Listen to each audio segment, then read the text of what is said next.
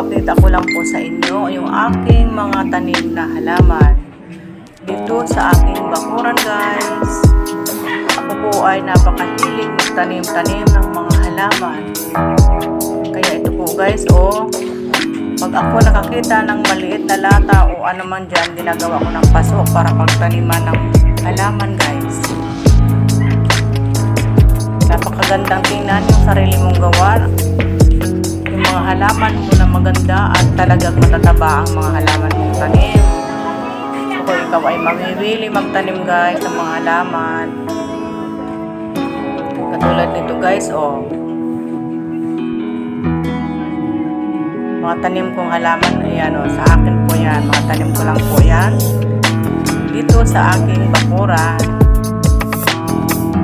So yan, guys, malawak pa po yan hanggang doon pa po sa may tapat. Bukod dyan, may mga tanim pang gulay sa bakuran, guys. Ayan. Ayun pa guys, yun ang aking mga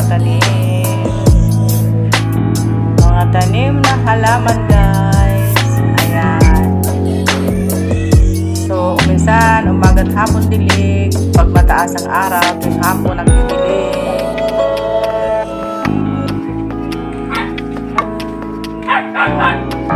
Yan guys.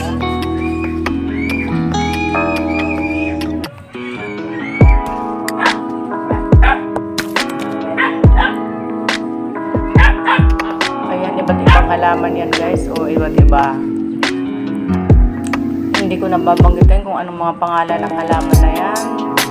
Ayan, guys, meron dyan. Ayan, yung popreng kahoy. Meron dyan Mayana plants. Meron dyan, guys, San Francisco. Ayun, gusto ko yung San Francisco na halaman, guys, kasi iba-ibang kulay yan, iba't iba.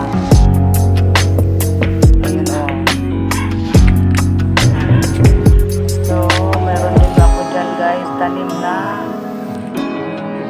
ayun yun sa baba yung Mayana plants. Ayan, may sili din dyan katabi. Mayroon din ako tinanim sa paso, nakalagay yung sili na tinanim ko. Ayan, guys, may bunga na nga yan. Ayun, meron na siyang bunga. Ayan, pinipitas na namin yan pagkakain, pipitas na yan. Ayun, pa isa-isa meron ng bunga.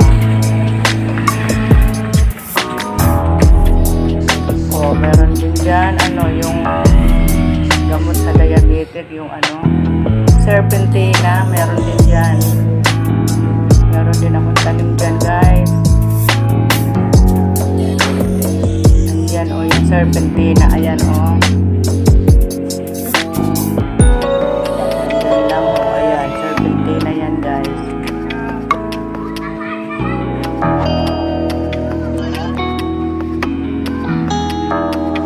mga herbal din ako kasama dyan. Yung mga herbal na halaman ay may ibang mga herbal na tanim ko, guys. Dyan kasama din. Ayan, yung tanim kong serpentina, guys, maraming humihingi yan dyan. Yung mga nagdadaan at mga tao dumadaan lang dyan sa kalsada. Ito naman sa gilid, guys, may tanim din ako dyan, sa gilid. Ayan, yung maliliit na paso, yung mga baso plastic, ginagawa kong paso, tinatamnan ko rin. Lalagyan ko rin ng halaman, guys. Pero nabubuhay naman sila, guys. Sadyang magaan lang yung kamay ko magtanim ng mga halaman. Mabilis mabuhay, guys. Yung mga tanim kong halaman, mabilis mabuhay. Itong Mayana plants, guys, napakaganda nito. Mayana plants, napakaganda nito, guys. Kaya lang itong Mayana plants, maraming klase itong Mayana plants na ganito. Maraming klase yan, guys. Iba-ibang kulay. Lahat yan Mayana plants. Pero ito maganda. Yan sa baba. Ito, may Mayana din. Ito, part ng Mayana yung nasa baba na dalawang magkatabi. Yung coke, ginawa ko lagay ng nagtaliman ko ng mga Vietnam rose yan dyan. Ganyan,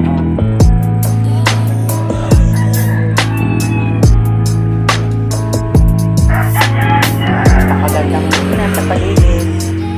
maraming tanim na halaman guys.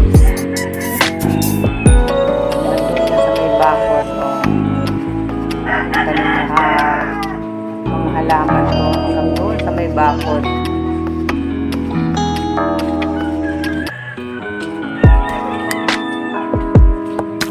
Ayan dyan naman guys, yung mga tanim ko.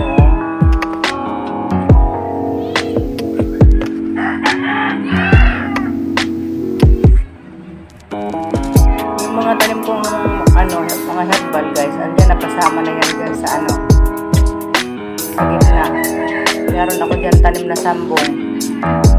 Yung sambong guys, napakaraming benefits niyan guys. Yung sambong na yun na tanim ko, andyan napasama yan sa gitna.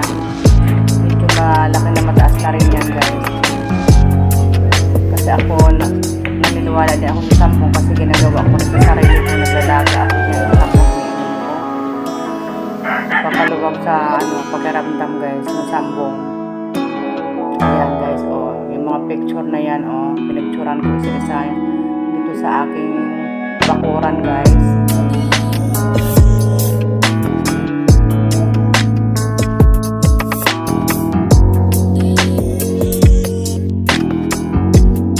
Ayun, yung mga baso na plastic, nilagyan ko ng mga halaman.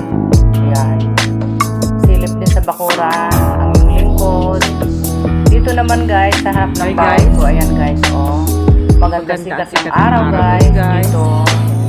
Ayan, ang tapat yan, marami din ako mga tanim dyan guys, kung ano-anong mga tanim, mga gulay guys, andyan mga gulay, mataas na yung malunggay ng mga tanim, nandyan din guys.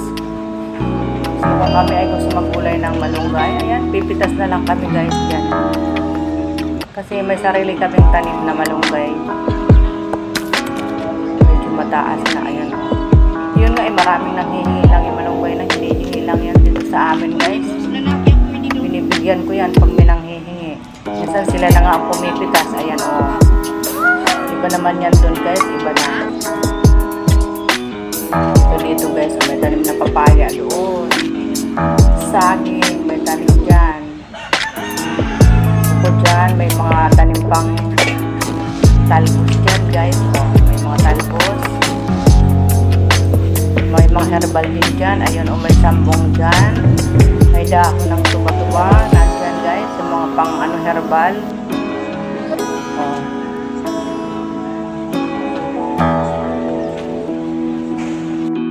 Tapos ayan gabi, mga tanim na gabi guys.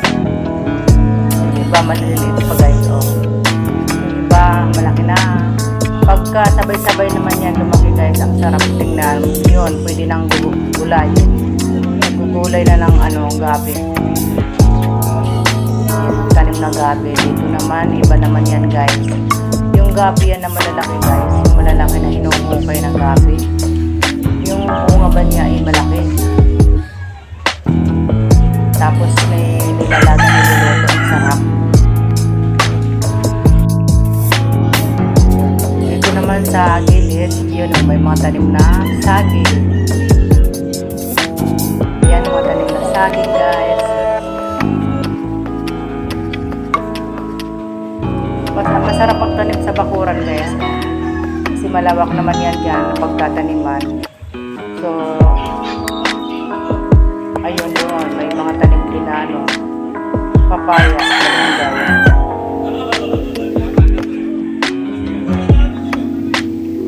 Minsan pagtanghali hapon, nagpapahinga, masarap pumupo dyan. Kasi malakas ang hangin din dyan, presko ang hangin. Sarap tumambay lang doon ang umupo. Ayun. Doon naman sa gilid, ayun sa dulo guys, papaya.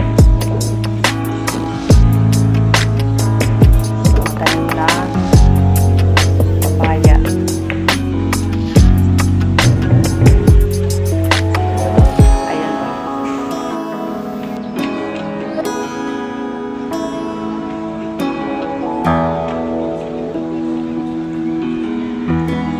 yung mga malunggay matataas na guys. Kasi pinapoto na namin yan tapos itinatanim ulit.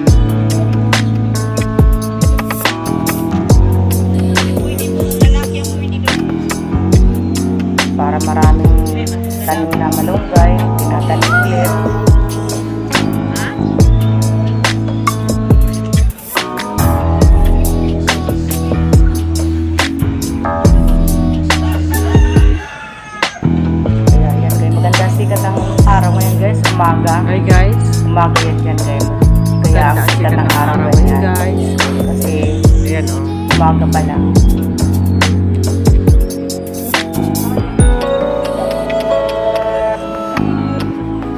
Wala pa gaano dumadaan guys, o wala pa masyadong nagdadaan dyan.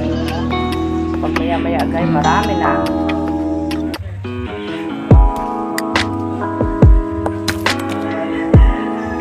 Yan.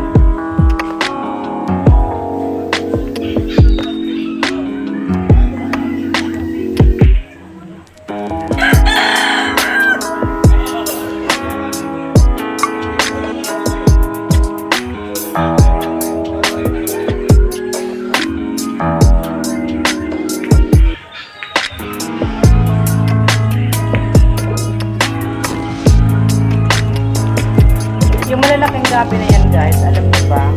Dapat pala yan sa malapit sa gilid ng sapa kasi yan, pala yan sa tubig. Nabubuhay pala yan sa tabi ng tubig. Yan. Katabi dyan may mga gabi. Ayan guys, oh.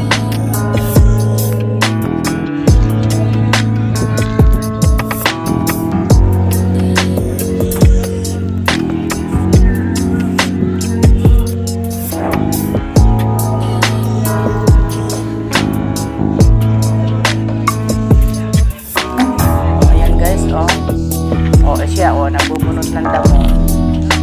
Ang sipag niya guys, naglinis siya, nagbubunot ng damo. Ayan. Tapos pag natuyo na yung damo, pwede na sigaan, malinis na dyan maya guys.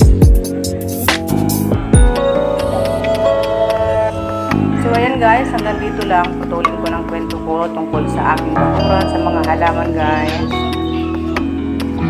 Kayo ay bago pa lang sa aking channel guys, huwag kalimutan mag-subscribe, mag-likes, and comment down below guys. Thank you for watching guys.